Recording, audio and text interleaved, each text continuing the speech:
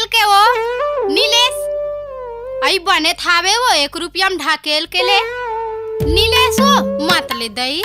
ले 1 रुपया में ढकेल के ले 1 रुपया काय बेचा था सो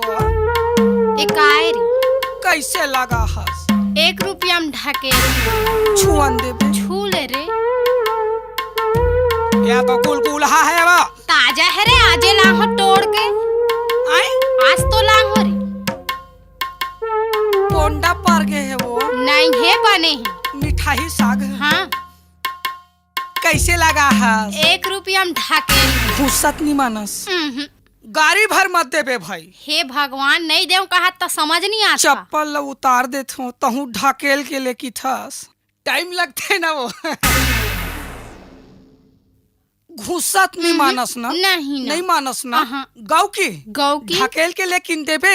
हाँ मैं लू हूँ लेबे ना ते देबे ले बने है टमाटर दूहू बने ढकेल के बने ढकेल के देख गुस्सा नहीं मानस अरे नहीं मानो कैसे कर थस रे आए कैसे कर थस तिहित के हेस का वो का कह रे 1 रुपया में ढकेल के ले कही के तमे टमाटर लगे हो तो मुहिल ढकेल दस दे तो ओहो भोरहा हो गए वो का भोरहा जोर से लगी सब वहाँ दे गाँव की ता देख ढकेल के दे ले धरबे कामे डारो रे ता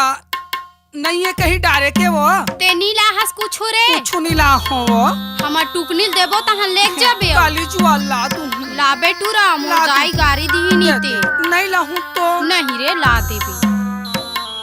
कुल हाल मत डार बे वो बने है ना रे आज जे लाहू कत होता ले डार दे हां एल पैसा दे उठाए लगी रे उठावे तभी बनथे वो ए दे टाटा काली जुआर आउ आंगू आवे आउ उसने देबे मेरो जूस ने देथो ते ढकेलेच के देथस काओ